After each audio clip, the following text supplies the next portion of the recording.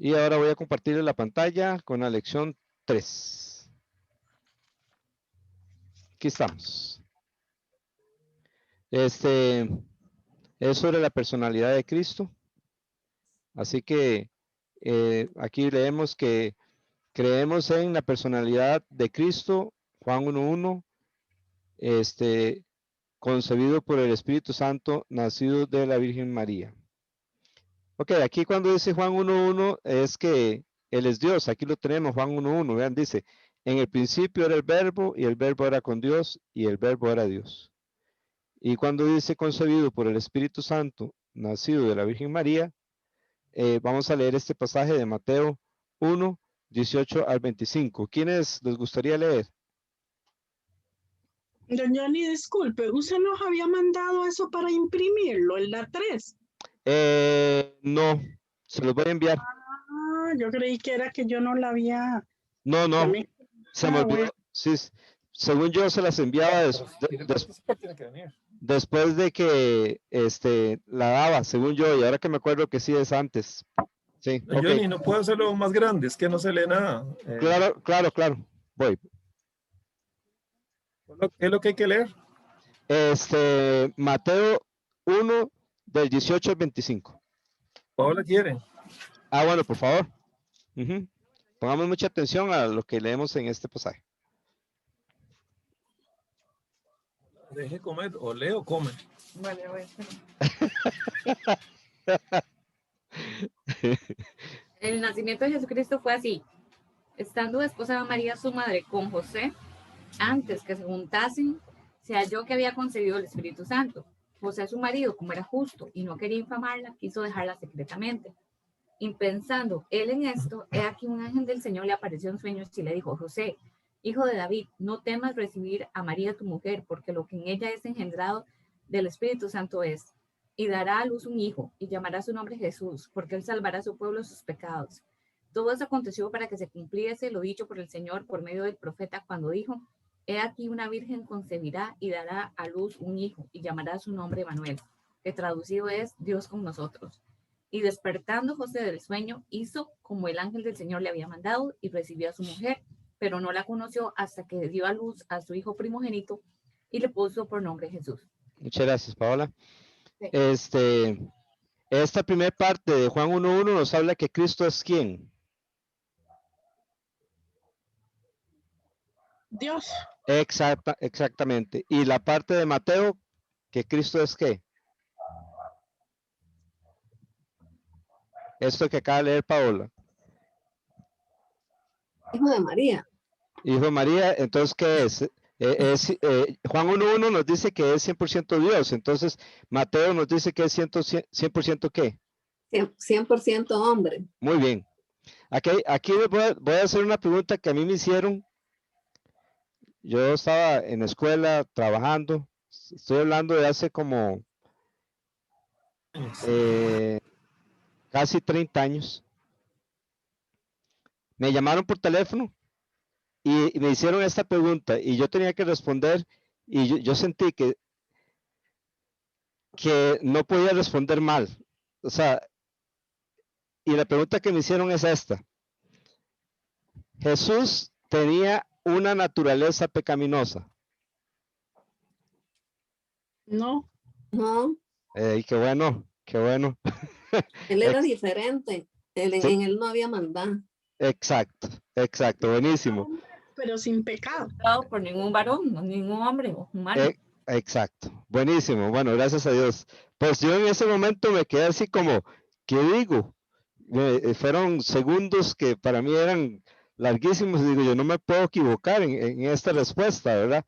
Y se me vino a la mente, si digo que él tiene naturaleza pecaminosa, digo que es pecador y él no es pecador. Entonces dije, no tiene.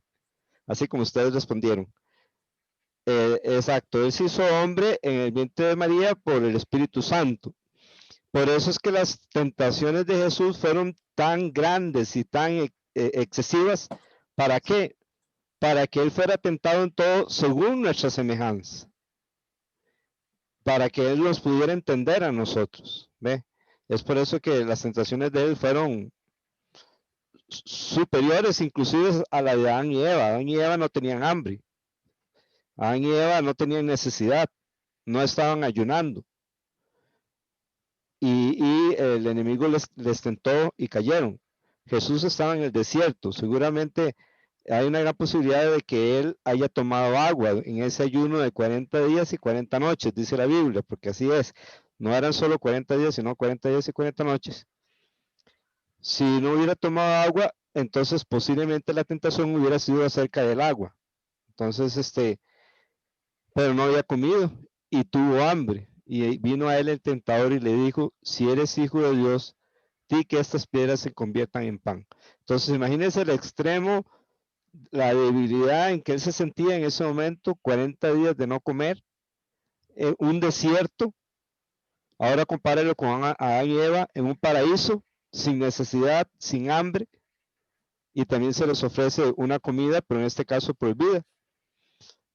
Así las tentaciones de Jesús fueron al extremo para que él fuera tentado según nuestra semejanza.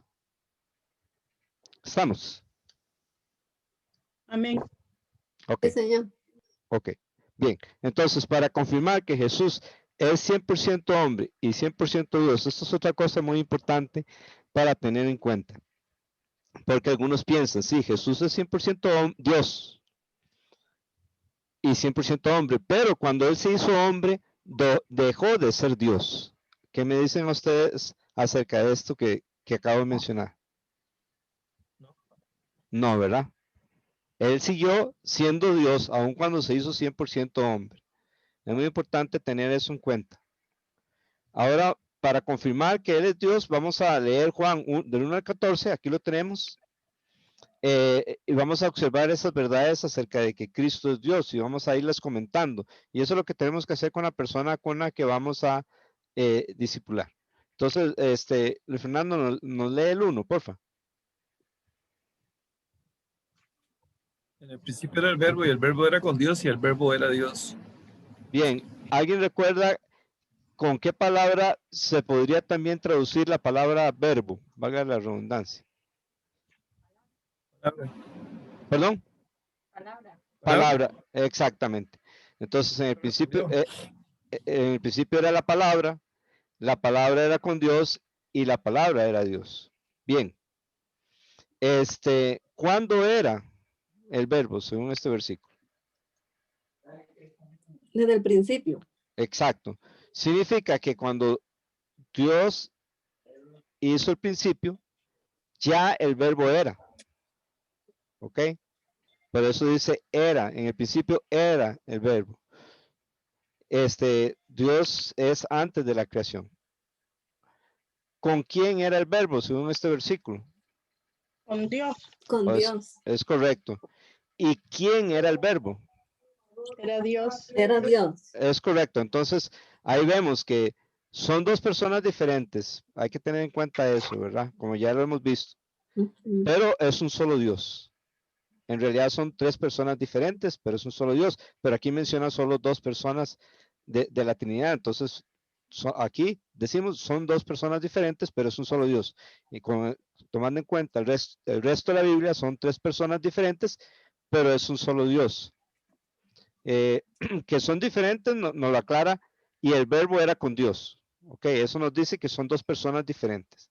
Y eso refuta esa doctrina de esa iglesia que se llama Pentecostal Unida o lo solo Jesús. Ellos creen que solo Jesús existe, que no existe ni el Padre ni el Espíritu Santo. Solo este versículo y el verbo era con Dios destruye esta creencia. Ok, bien. La creencia de que Cristo no era Dios la destruye este versículo también. Y el verbo era Dios.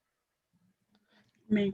Ahora, si como la palabra verbo podría traducirse palabra, si el verbo no hubiera sido en el principio, si el verbo no hubiera sido con Dios y si el verbo no hubiera sido Dios, quiere decir que en un momento Dios no hablaba. Y sabemos que eso es imposible. ¿Entendemos el punto? Amén.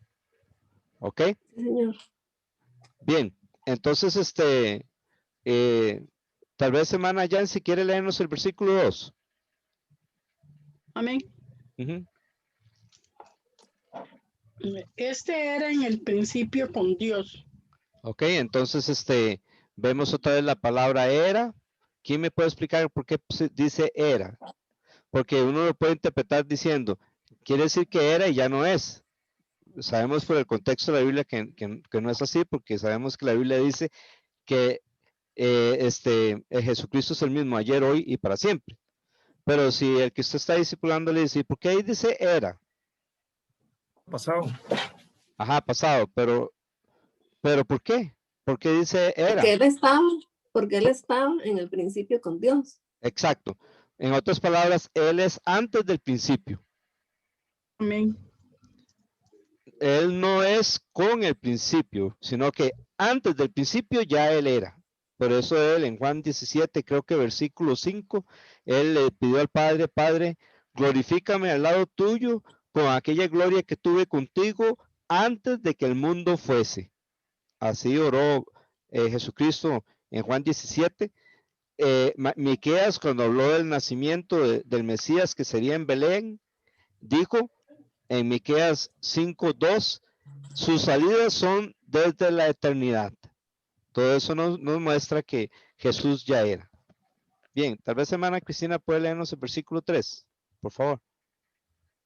Sí, Señor. Ujú. Todas las cosas por él fueron hechas, y sin él nada de lo que ha sido hecho fue hecho. Ok, ¿qué nos dice esto del verbo? Oh, ¿quién es el verbo? Antes de que me... Jesús, que Ok, todas las cosas por él fueron hechas, por ok. Jesús también. Bueno, entonces, ¿quién es el verbo? Jesús. Jesús, Ajá, ok, bien, exactamente, pero por lo que hace aquí, ¿quién es él? Creador. El creador, exactamente. Entonces, estas cosas se las digo para que ustedes traten de sacársela, se la saquemos a la persona que estamos discipulando, que la persona pueda estar pensando en lo que nosotros le estamos diciendo y no le demos la respuesta. Y digamos que no le da, y digamos que no da la respuesta, no se la dé, déjelo así, diga, bueno, otro día lo volvemos a ver y seguramente usted va a encontrar la respuesta. Pero por favor, no le demos nosotros la respuesta, que esa persona sea la que la encuentre. Entonces, tal vez Pablo nos puede leer el 4. En él estaba la vida y la vida era la luz de los hombres. ¿Ok? ¿Qué estaba en el verbo? la vida. ¿Ok? ¿Y qué era la vida? La luz de los hombres. Bien, entonces imagínense que si el verbo no hubiera sido eterno, no habría vida, ¿verdad? No habría luz, no habría luz. Y sabemos que Dios es luz. ¿Ok? Así que la vida de Jesús es la luz de los hombres. Vea qué importante. Es por eso que están. Si nosotros queremos que una persona llegue a conocer a Jesucristo, a veces pensamos y a veces resulta que, bueno, les predicamos y a veces se convierte, ¿verdad? Yo me acuerdo que recién convertido un misionero tenía la Biblia así en la mano y me decía, usted va a una casa y le predica, le dice a la persona acerca de Cristo y cuando usted se da cuenta la persona está de rodillas ahí recibiendo a Cristo. Y yo fui y una vez en una casa me pasó eso, yo estaba predicando y yo le pregunté, bueno, ¿usted quiere arrepentirse? ¿Usted quiere recibir a Cristo? Y cuando vi a la señora ahí hincada y creo que había otra persona, no me acuerdo, y se hincaron ahí delante de nosotros, éramos dos los que íbamos, y ella hizo una profesión de fe. Este, eso es una forma de ganar personas para Cristo. Otra forma de ganar a personas para Cristo es haciendo cosas buenas para los creyentes, haciendo cosas buenas para los familiares, dando buen testimonio, no chismeando, este, teniendo buena actitud. Todo eso nos ayuda a hacer un buen testimonio. Ahora, hay otra forma en que podemos ganar a una persona para Cristo. Pero antes de decirle yo, tal vez ustedes pueden darnos una idea de cómo una persona, basándonos en este versículo 4, podemos ayudarla a ser salva.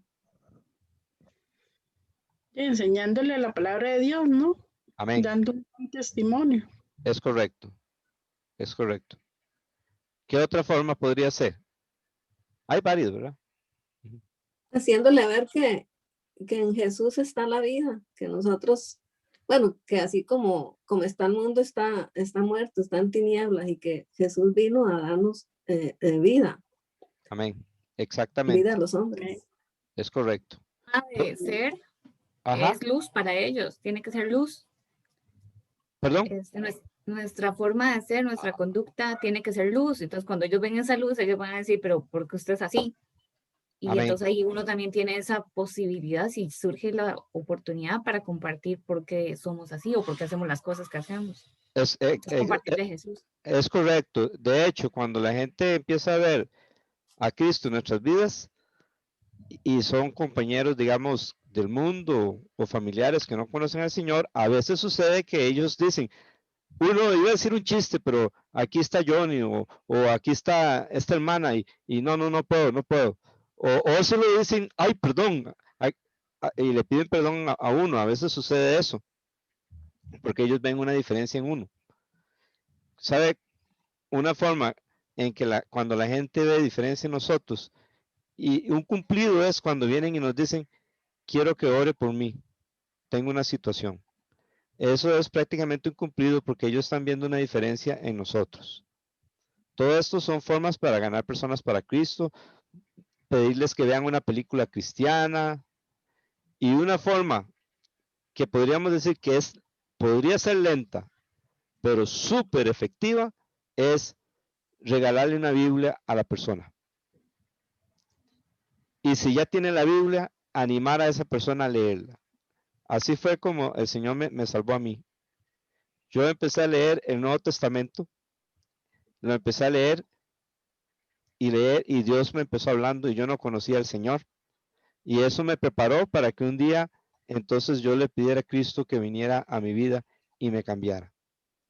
Entonces, este es lo máximo de las formas más fijas en que la persona puede llegar a conocer al Señor. ¿Se escuchan comentarios?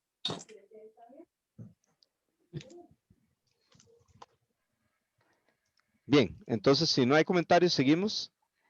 Ahora sería, ok, entonces al leer la Biblia, ellos van a ver la luz, que es Cristo, ¿ve? Y entonces ellos pueden llegar a querer esa vida, la vida eterna, se van a dar cuenta que están muertos y que están en tinieblas, como ustedes decían. En versículo 5,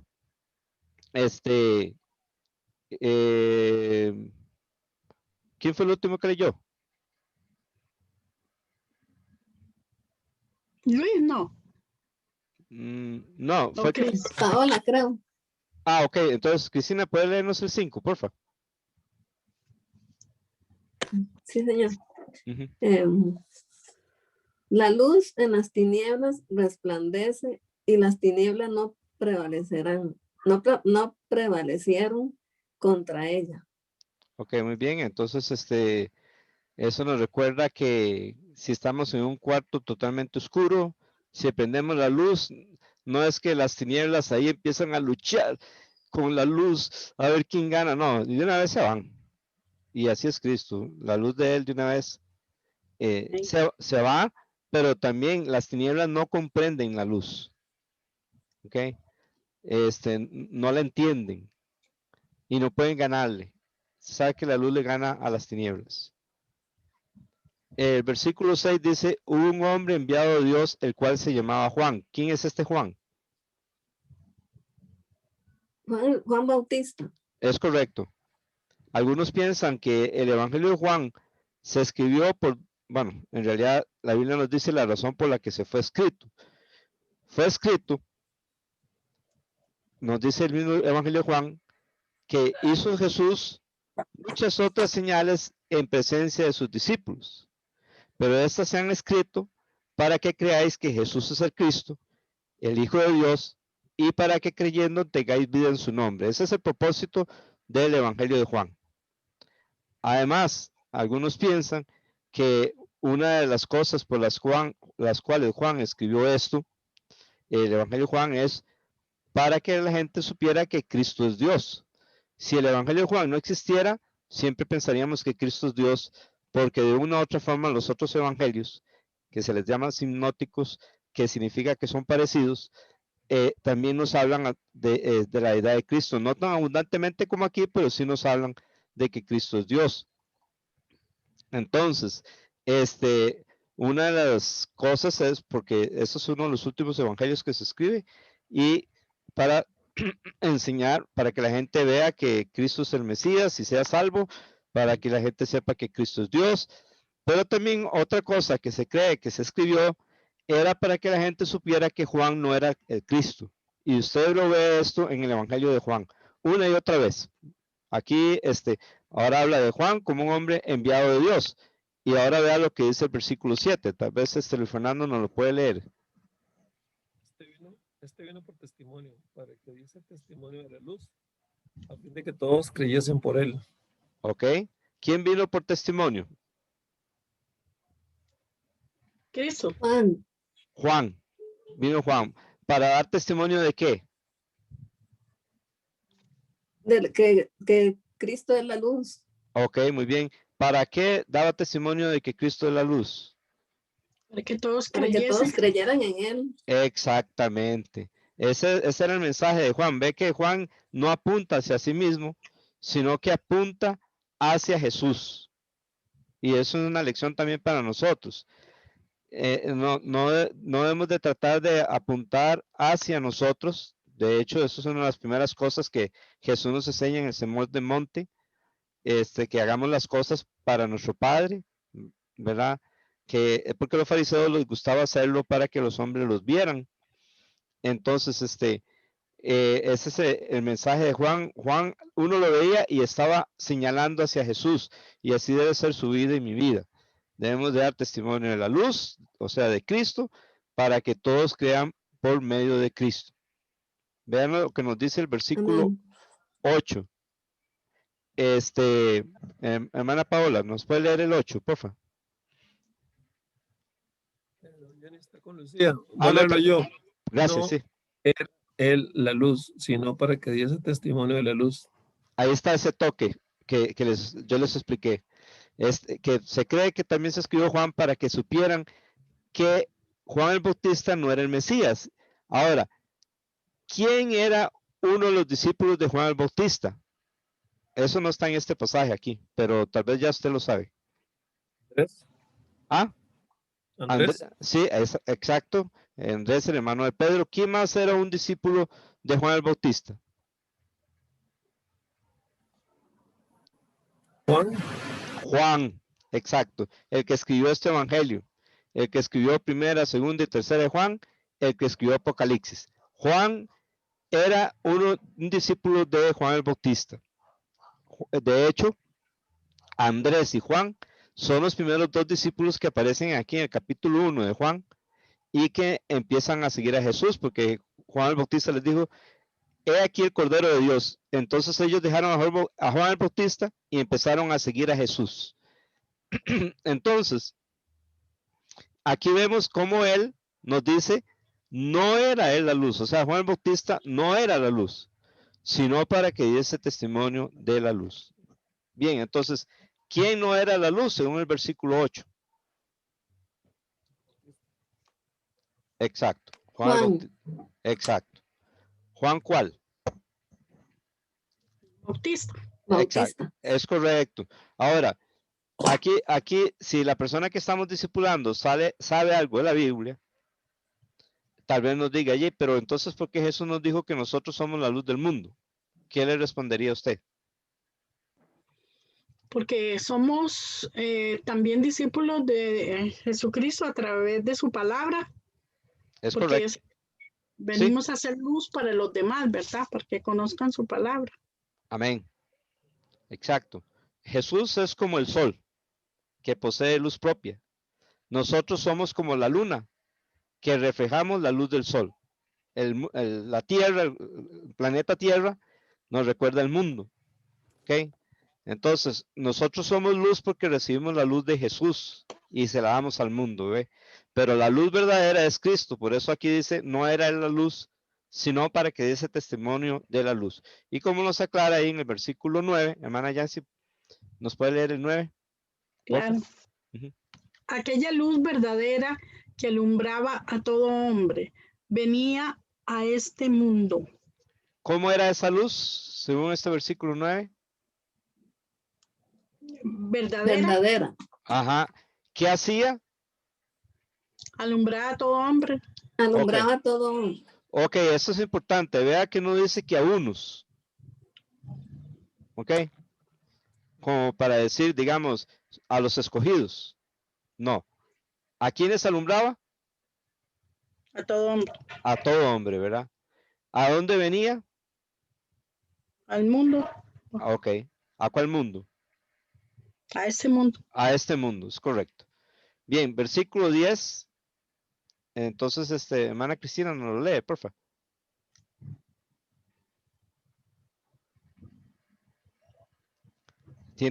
Ok, perfecto. Versículo 10.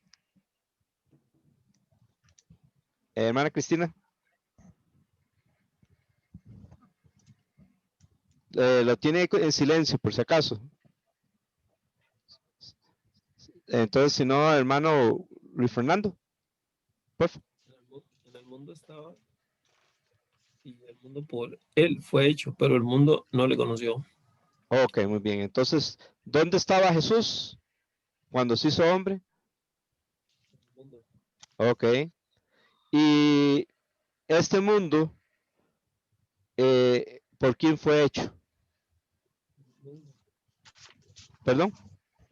por él mismo. Exacto, exacto. ¿Y qué hizo el mundo con respecto al creador que se hizo hombre? No le conoció. Exacto, no le conoció, es increíble, ¿verdad? Es como llegar a, ya, a una exposición de cuadros, que ahí esté el artista que hizo los cuadros y que la gente hable de los cuadros aquí para allá, pero a él más bien hasta lo saquen y no lo tomen en cuenta. Es peor que eso, ¿verdad? Ok, versículo 11 dice, a lo suyo vino y los suyos no le recibieron. ¿Quiénes son los suyos?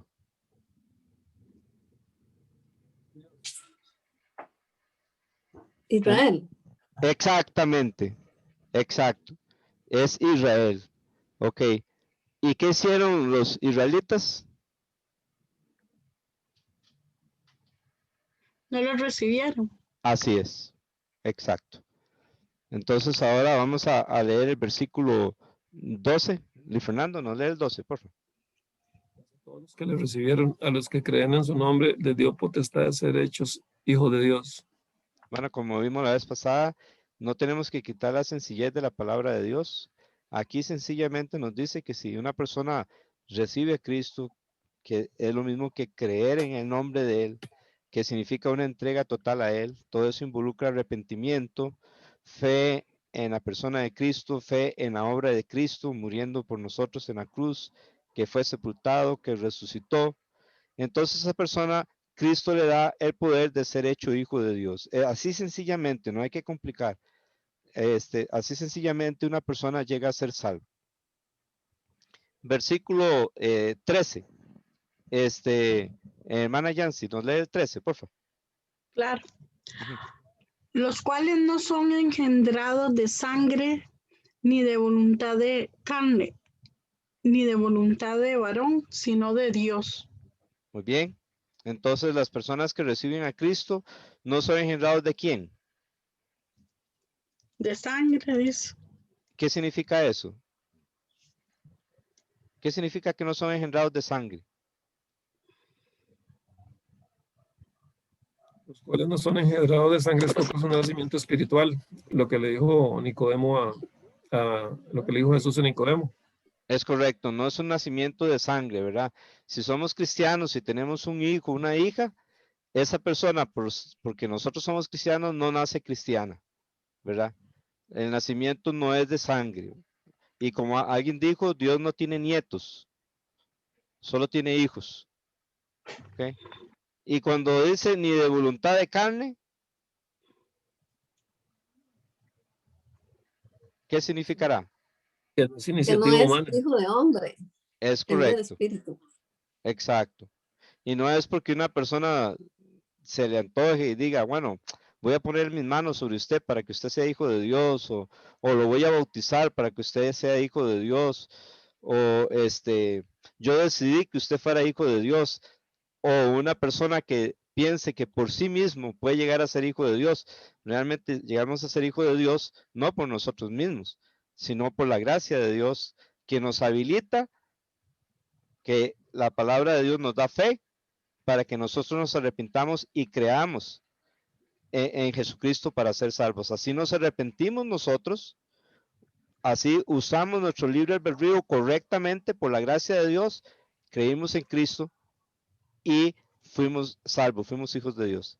Ok, ni de voluntad de varón, dice aquí, sino de Dios, que es más o menos lo que ya vimos. Es un nacimiento que viene de Dios. Y nos dice el versículo 14, y aquel verbo fue hecho carne. ¿Qué significa que aquel verbo fue hecho carne? Se hizo hombre. Es correcto. Y habitó entre nosotros. ¿Recuerdan qué significa la palabra habitar? Que vivió. Que vivió exactamente. Y es la misma palabra que se usa para tabernáculo. ¿Ok? Entonces, la misma palabra tabernáculo es esta. Este es el nuevo tabernáculo de Dios. Y es por eso que Jesús dijo, destruid este templo y en 3 días lo levantaré. En 43 años fue construido este templo y tú en 3 días lo levantarás. Mas él hablaba del cuerpo de su templo. Por tanto, cuando resucitó de los muertos, sus discípulos se acordaron de la palabra de Jesús y algo así dice, y creyeron. Está hablando del cuerpo de él, porque este es el nuevo tabernáculo de Dios. Es Dios morando en nosotros, Emmanuel, Dios con nosotros. Habitó entre nosotros. Esto de gente de hace 2000 años tuvo el privilegio de tener a Dios viviendo en ellos. Era Jesús, ¿verdad? Y como el tabernáculo tenía una columna de humo, que era el Shekinah o la gloria de Dios, igual aquí dice, y vimos su gloria. Ese es el Shekinah, gloria como el unigénito del Padre, lleno de gracia y de verdad. Así que por eso cuando dicen Apocalipsis, y Dios extenderá su morada sobre ellos, está diciendo, Dios extenderá su tabernáculo sobre ellos, porque Dios va a morar con nosotros. ¿Ok? Aquí vino por medio de Jesucristo. ¿Ok? Todo esto nos muestra que Jesús es Dios, porque esta gloria de Shekinah, esa gloria del tabernáculo era la gloria de Dios, y ahora los discípulos la veían en Jesús. Hermanos, Jesús hizo tantas cosas. Seguro a cada segundo ellos estaban viendo, mira lo que hizo, que al final Juan dice, hizo Jesús muchas otras cosas, las cuales no están escritas en este libro. Y pienso que si se escribieran una por una, pienso que no cabrían en el mundo los libros que se habrían de escribir acerca de él. Imagínense el montón de cosas que ellos constantemente, gestos, miradas, palabras, hechos, era todo, era la gloria de Dios tocando a ellos, personas rudas, sencillas, personas que, bueno, en este caso eran no muy educadas, y personas a veces violentas, como Pedro, como Simón el cananista, que era uno de los discípulos. Eso es otra cosa increíble, ¿verdad? Porque Mateo era un publicano, un vendedor de impuestos, y era un vendepatria, por así decirlo, para los judíos. Pero Simón el cananista era enemigo de personas como Mateo. Les llaman así cananista porque esta gente peleaba contra los romanos y estaban por la tierra de Canaán, eran israelitas. y ellos se hacían de un cuchillo curvo y se iban por detrás de los soldados romanos y se le metían por la espalda el cuchillo y le sacaban los órganos a los soldados. Este tipo de persona era Simón Cananista, enemigo de Mateo. Pero Jesús logró que los dos pudieran estar en ese equipo sin que se pelearan, porque dicen que cuando está el pastor, las ovejas se calman. Y él es el buen pastor. Su vida dio por las ovejas. Entonces, todo esto nos muestra la gloria de Dios, de cómo los discípulos la vieron. Bien, ahora vamos a leer esto, dice, según lo que dice Mateo 1 y Lucas 1, del 31 al 37, veamos más de su humanidad. Ya leímos Mateo 1, ahora hermano Luis Fernando nos puede leer Lucas 1, del 31 al 37.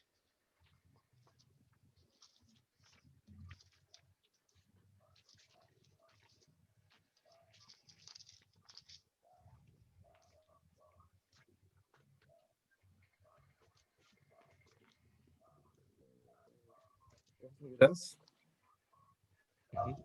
y darás a luz un hijo y le pondrás por nombre Jesús. Este será muy grande y lo llamarán Hijo del Altísimo. El Señor Dios le dará el trono de su antepasado David. Perdón, estoy leyendo la Nueva Traducción Viviente, ¿sabe? Ok. Y reinará sobre la casa de Jacob para siempre, y su reino no tendrá fin. Entonces María dijo al ángel, ¿cómo será esto? Pues no conozco varón. Respondiendo el ángel le dijo, el Espíritu Santo vendrá sobre ti, y el poder del Altísimo te cubrirá con su sombra, por lo cual también el santo ser que nacerá será llamado Hijo de Dios. Y aquí tu parienta Elizabeth, ella también ha concebido hijo en su vejez. Y este es el 6º mes para ella, la que llamaban estéril, porque nada hay imposible para Dios. Entonces María dijo, Amén. perdón, está ahí. Sí, hasta ahí sí. Entonces, esa pregunta va a quedar pendiente. ¿Cómo era María? Bueno, la podemos ver, por lo menos esta. ¿Cómo era María cuando se le anuncia que va a dar a luz a Jesús? ¿Cuál es la respuesta? Virgen. Virgen. Es correcto, es correcto. Eso significa ¿qué significa virgen? Que no conoce varón. Es correcto. Esa es la forma en que el acto matrimonial o el acto sexual se le llama conocer. Cuando dice José no conoció a María hasta que dio a luz a su hijo primogénito, significa que no la conoció como esposa hasta que dio a luz a Jesús. ¿Dónde estaba profetizado que Jesús nacería de una virgen?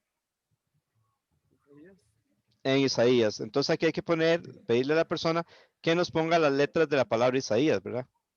Aquí. Isaías 7:14. Entonces, vamos a leerlo. Isaías 7:14 nos dice así.